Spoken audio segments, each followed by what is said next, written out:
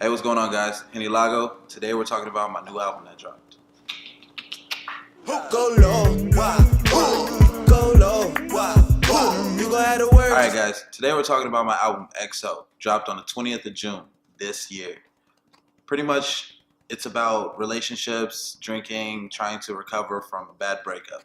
XO was my first, response type thing. I wanted this one to be more of relationship status, summer relationship status, And I wanted it to be somewhere where it hits home. Recording the songs literally in my room, freaking engineering them myself, making sure they sound good, digitally mastering them myself. I wanted people to actually see where I came from and where I grew. Because my first album was No Day Sober. That's when I was in South Korea doing K-pop songs and shit like that. And so when I came back to the States, I wanted people to really see the growth. I wanted to see what I was doing, because I was quiet. I wasn't really, responding to a lot of people. Hey, family, I miss you guys too. But I was really trying to focus on me. So me doing this tape was honestly me coming back into the world this is what I needed to become who I need to be.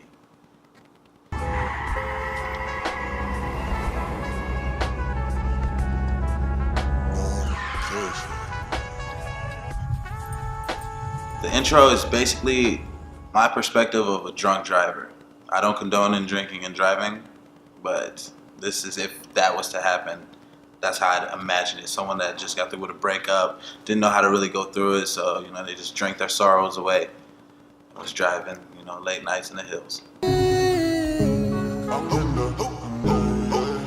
Used to have to practice this for the realest. Got my niggas out the slum shit, then you call me on the Hills is my personal song. That one is about when you're breaking up with somebody, but you don't want to lose that friendship that you have with that person.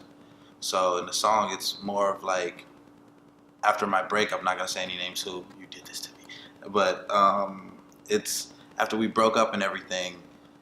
I still wanted to be friends with her, but I didn't know how she really felt about being friends with me still after everything. So I made that song for her.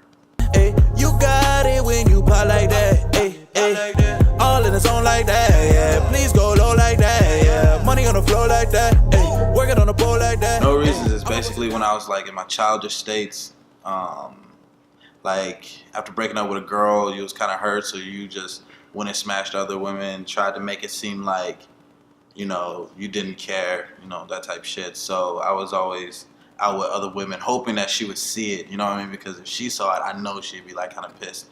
So that's what No Reasons is about. With No Reasons, the message in that is you win some, you lose some type thing. It's a jolly song, party song. It's yeah, you getting over a breakup, but you still got more to live for, And a little sneak in the song is this girl I was dating, she cut up my Yeezys. So I say lines like Adidas, but she tastes like Apparitas. And it's literally talking about her, you know what I mean? Yeah, she trifling, but yeah. So you weren't talking about cocaine? No, there was no cocaine. That would make sense. It did lines like Adidas, like cocaine lines. But I was talking about a girl slashing lines in my Adidas. Yeah, I know that makes sense though. I see where you get the lines like Adidas, like cocaine. But nah, she literally fucking put lines in my Yeezys. And so I was lines like Adidas, but she tastes like Apparitas. Yeah, so it's pretty much about her trifling ass. Goose up the goose, ayy, now I'm about to shoot, ayy, 100 on the roof, ayy, dashed up the coupe, ayy, goose egg got me feeling, goose egg got me feeling, goose egg got me. Goose is when you're with your brodies, or when you're with your posse, squad, gang, all that, when you're with them, you're out having fun, taking shots, you just living life type thing. The song Goose got me loose, hopping out the coupe. Yeah, it's just a vibey song, something that you could chill to, that type of movie. She a bust down, look at that body, bust down, twerk it for the dead presidents, dead. President's Club is when I came to my fucking senses and I realized that she was a stripper. And there's a lot more going on than what I really was prepared for. So that's why I say she's a bust down. I'm kind of uplifting strippers though. I'm not saying bust down in a bad way. A lot of people, they use bust down oh, she bust down, she's bad, you know what I mean? She's a hoe. I like bust down bitches. Like, I mean, that's the whole purpose of me making a song. Like, but it's me coming to my senses knowing that she's a bust down, you know, and she's a stripper. Like, I can't fall in love with her. I'm me. Cause you got me lying.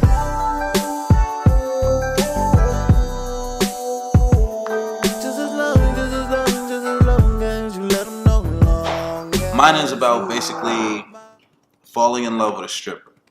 Yeah, everyone does that. I know it's cliche as shit, but yeah, I fell in love with playing stripper. Shout out Bubbles. I miss you. You never called me. No, but yeah, falling in love with strippers. And knowing their role though. So it's like I care for a stripper, but I knew who she was at the end of the day. I knew what I was getting myself into. And I was saying in the song, long as you're mine, you know, like it's cool. I'm not really tripping off all the extra stuff. As long as you know at the end of the day, you're mine and where you're going home to. And that's pretty much what that's about. Tell her mama go low, go low, you gon' have to work just a little bit. Gon' twerk a little bit. Go low. Wadaguan, that's like one of my favorite songs actually because it means a lot as far as like with relationships and stuff. Like a lot of people go through relationships. A lyric in the song, second verse, it's like argue with your mans every day, talk about you need a little space, both live in the same crib, talking about roommates. Like everyone goes through that type of thing. Like if you're living with your partner, that's what you're gonna say, partner, you guys are dating. But if you're living with them and you go through a little breakup, you call them a roommate type thing, you know? It's like, and then I say, looking at all these relationships, I guess it's as good as your patience is. Because it takes patience to be in a relationship. You know that. So the song, check it out, Wadaguan, that's actually one of my favorite songs on that album. I don't wanna hurt nobody. Alright, so next song on it is Hurt Interlude. This brings in the me thinking to myself type thing. The first songs that you heard was me partying, having fun, drinking type thing, hanging out with the brodies, trying to get over the relationship. But at the end of the day, I still got to go home. You know what I mean? So when I go home, I'm by myself and I think by myself. Hurt, it introduces the emotions, like the real emotions. Like after the cover-up's gone, when you're at home, clothes off you on your bed, like the real you. That's where it comes in. So the first song for that portion is Hurt. Girl, you an actress, how you love attention. All of the things you ain't mentioned. Wanna find men by description. Who the hell gave you permission? Yeah, girl, you're OD and I gotta go. No, it's basically me chilling at home thinking to myself, how can somebody play me? You know, like, have you ever thought to yourself, you have. Yeah, you have. Like, how could they even go out their way to play you? I mean, look at you. Look at me. You know what I mean? Look at us. Let's look together. Come on, let's take this time to look together. How could they play us, right? So that's what the song's about. Go into more detail, I added like a couple dope ass effects in it that you'll probably never pay attention to, but yeah, you know. But it's me asking a female how could she play me, especially someone that I was riding for and I thought loyalty was the way to go. Band-Aid on face like I'm Nelly. Stay ready so I don't get ready. I drink a handle, I'm steady. I'm ready. Coop artificial intelligence. Ready is basically me letting people know that I'm ready for the industry. Letting people know that I'm ready to take that next step into the music realm. And also, my broski, he taught me like the most dopest slogan that I'm forever going to use the rest of my life. Stay ready so you don't have to get ready. And you need to use that too. You're welcome in advance. Look, $500,000 propositions to kill the competition.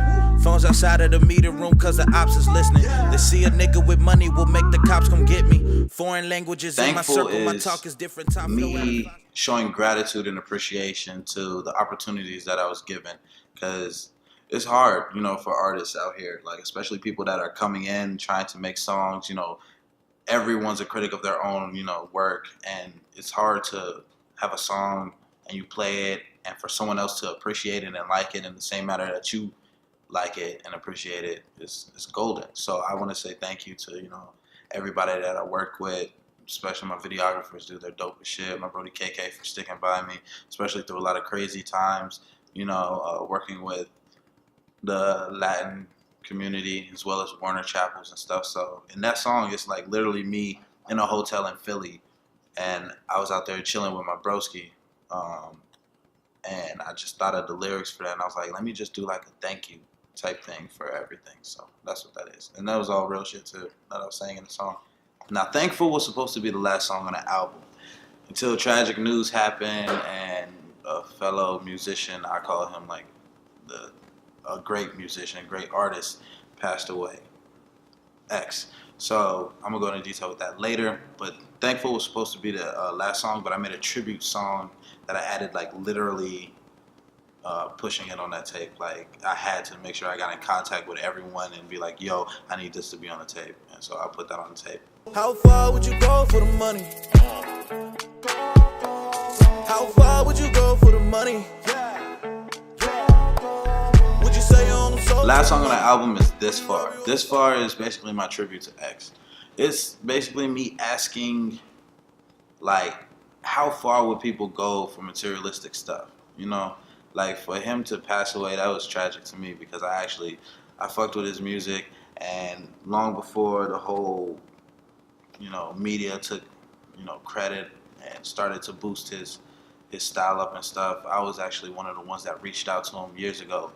Like I slid in his DM like a dumb fan would, and I was just like, hey bro, you have potential, you have the skills to make it and be great, just be careful, stay focused, drown the hate and feed the focus. Like that's what I'm telling everybody, like that's what you need to do. He had a message for people, especially people that were lonely, thinking about committing suicide. He was actually one of the ones that people listened to and looked up to and helped, and so I fucked with him on that purpose. He was a good dude.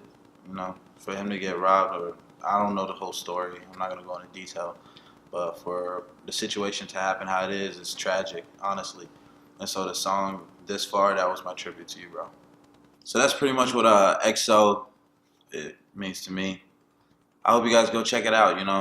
Tell me what you think about it. Hit me on Instagram, Facebook, Twitter, wherever you can. Tell me what your favorite song. Tell me what you think about the tape overall. You can check it out on any digital platform. And yeah, thank you.